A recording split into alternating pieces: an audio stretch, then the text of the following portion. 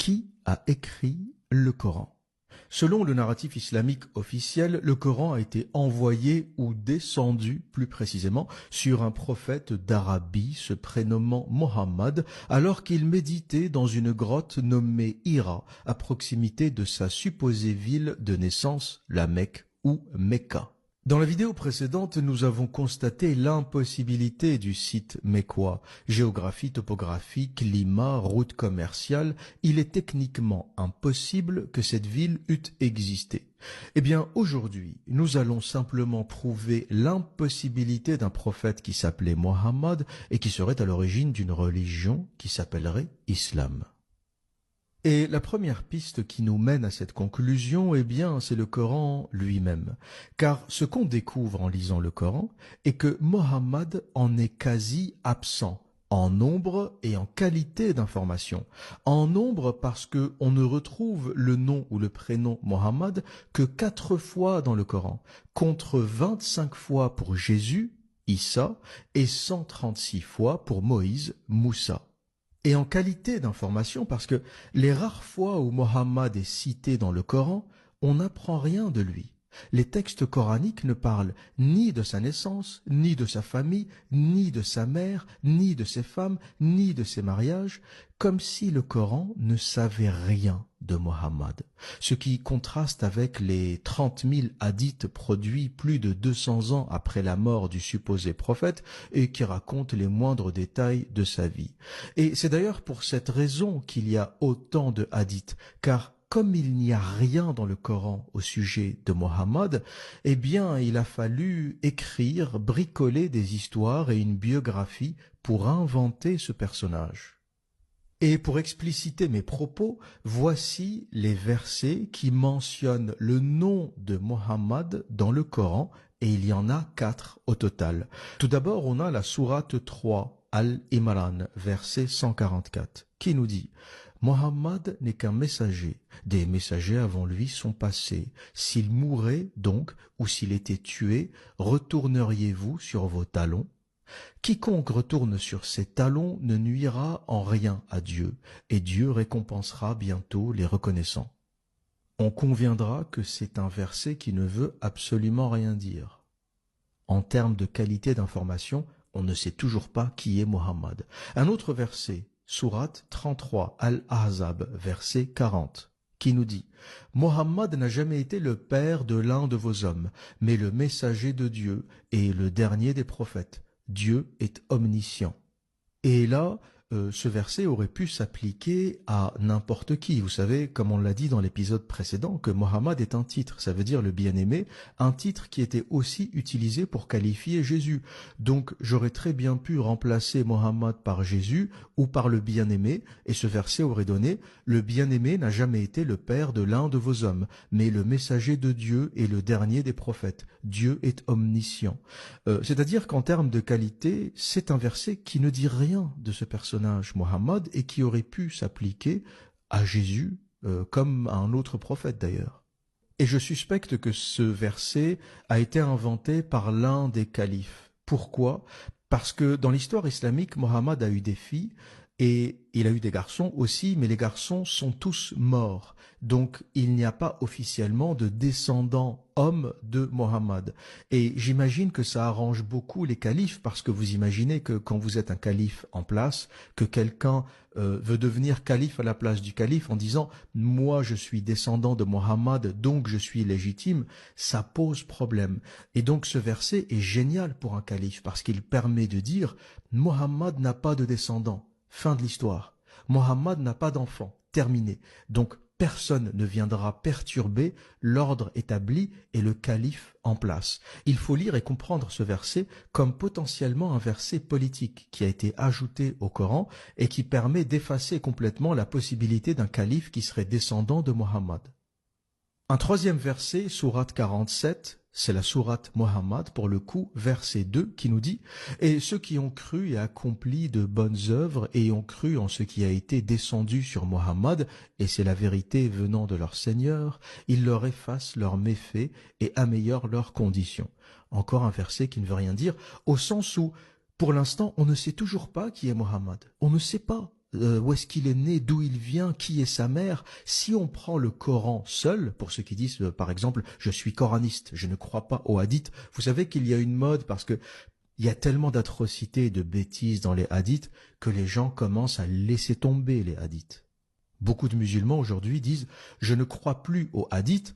Et pour une raison logique, tu ne peux pas croire un hadith qui te dit le prophète avait des traces de sperme sur sa djellaba que Aïcha grattait. C'est un hadith authentique dont j'ai parlé dans un épisode précédent. Donc forcément, face à l'atrocité qu'on trouve dans les hadiths, le racisme, la méchanceté, le mariage des petites filles, l'esclavage, forcément, t'as plein de gens qui ont dit moi je n'en veux plus. Les hadiths, je n'en veux plus. Le problème, c'est que quand tu supprimes les hadiths, tu ne sais plus qui est Mohammed, parce que Mohammed n'existe pas dans le Coran. Et je vais vous lire un dernier verset où Mohammed est mentionné, mais toujours sans rien dire, la sourate 48, Al-Fath, verset 29.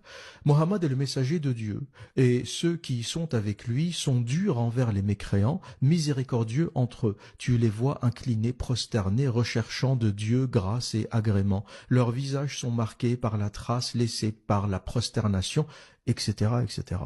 C'est encore du remplissage, et voilà les 4 seules sourates dans tout le Coran qui mentionnent Mohammed par son nom sans ne rien dire de lui. Et pour le dire autrement, si tu es coraniste au sens où tu ne crois qu'au Coran et à rien d'autre, si tu considères que les textes bricolés par les Abbassides sont faux, si tu ne crois qu'au Coran, eh bien Mohammed dans le Coran n'existe pas. On a le nom Mohammed qui veut dire le bien-aimé, mais on ne sait rien de lui. Les 4 versets, les 4 seuls versets qui parlent de Mohammed dans le Coran sont du blabla insignifiant au sens où ils ne donnent aucune information. Parce que si vous me posez la question suivante, selon le Coran, sans les hadiths de Bukhari, sans la biographie bricolée par Ibn Hisham, selon le Coran seul, qui est Mohammed? Eh bien, je te répondrai, je ne sais pas.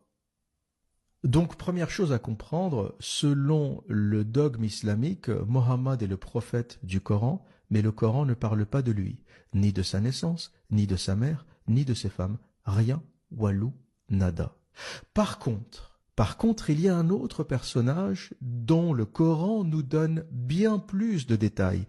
On sait comment il s'appelle, on sait comment s'appelle sa mère, on sait comment il est né, on sait qu'il a fait des miracles, on apprend aussi qu'il est le Messie, et c'est lui qui revient à la fin des temps. Et ce personnage, c'est Jésus, Jésus le Messie, ou Isa al-Masih en arabe. Le Coran cite Jésus 25 fois, en donnant énormément de détails, et Allah a même dédié une sourate entière à la mère de Jésus. Il y a une sourate Mariam, la sourate de Marie, alors qu'il n'y a pas de sourate Amina, la mère du prophète Mohammed. D'ailleurs, retenez bien ça, Marie, Mariam, est le seul prénom féminin du Coran. Il n'y a aucun autre prénom féminin dans tout le Coran. Ni Khadija, la première femme du prophète, ni Aïcha, sa préférée, ni Amina, sa mère. Il n'y a aucun prénom féminin dans le Coran, mis à part celui de Mariam, Marie. Et cette chose a poussé beaucoup de critiques historiques à se demander si le Coran n'était pas à la base un livre chrétien qui a été dévoyé, modifié, bricolé pour fabriquer une nouvelle religion qu'on appellera Islam.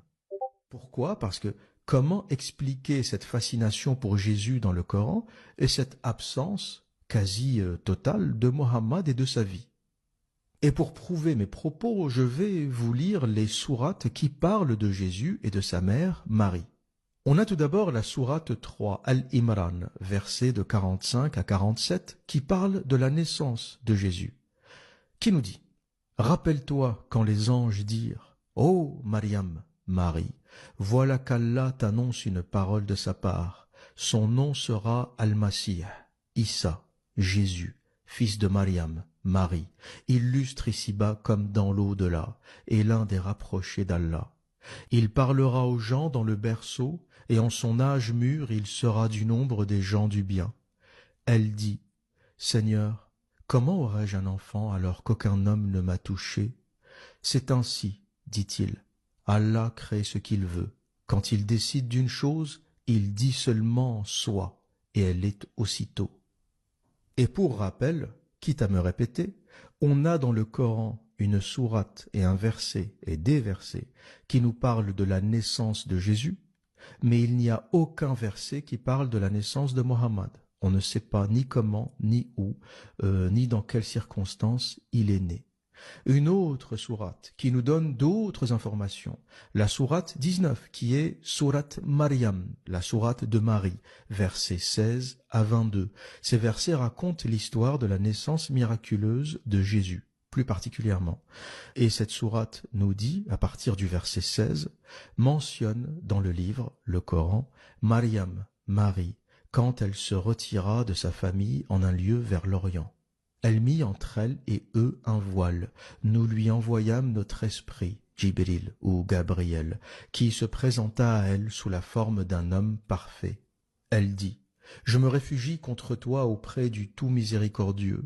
Si tu es pieux, ne m'approche point. » Il dit, « Je suis en fait un messager de ton Seigneur pour te faire don d'un fils pur. » Elle dit, « Comment aurais-je un fils quand aucun homme ne m'a touché et que je ne suis pas prostituée? » Il dit, « Ainsi sera-t-il, cela m'est facile, a dit ton Seigneur, et nous ferons de lui un signe pour les gens et une miséricorde de notre part. C'est une affaire déjà décidée. » Elle devint donc enceinte de l'enfant, et elle se retira avec lui en un lieu éloigné.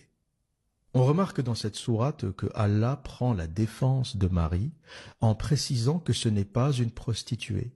On remarquera aussi que le style des sourates est meilleur. Il est plus doux, plus apaisé qu'une sourate At-Tawba par exemple, ou Al-Anfal, les sourates de l'épée. Et ceci rend clair l'idée selon laquelle le Coran a plusieurs auteurs de talents différents. Certains ont vraiment un style évangélique et d'autres, comme sourate At-Tawba, qui sont les sourates guerrières, les versets de l'épée, ont un style moins poétique, plus direct. Pour prendre l'exemple de At-Tawba, verset 5, qui nous dit « Après que les mois sacrés expirent, tuez les associateurs où que vous les trouviez. » Ce texte a sûrement été écrit par un scribe ou l'un des scribes de l'un des califes, tant il diffère dans son style des textes à caractère plus évangélique ou plus apaisé, comme sourate Al-Kafirun, dans laquelle on peut lire « Vous avez votre religion et à moi ma religion ». Et d'ailleurs, cette schizophrénie dans le Coran, tantôt des versets doux, apaisés, qui nous parlent de Jésus, de Marie avec une certaine douceur, tantôt des versets agressifs, violents, qui appellent au meurtre des mécréants, tuez-les où que vous les trouviez, à Tawba, verset 5, a poussé les chercheurs à se poser la question. D'où vient cette schizophrénie? Et même les ulamas musulmans, les savants musulmans, pour résoudre ce problème, ont développé la notion des versets abrogés et des versets abrogateurs. Parce que les premiers musulmans ne comprenaient pas cette contradiction.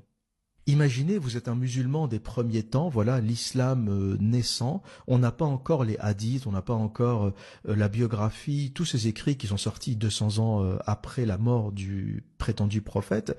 Vous avez d'un côté dans ce texte coranique une fascination pour Jésus, Marie, une tolérance pour les chrétiens, une position même élogieuse envers les juifs, le peuple élu, et d'un autre côté on a l'appel au meurtre de ceux qui ne se convertissent pas à l'islam. On fait comment pour résoudre cette contradiction?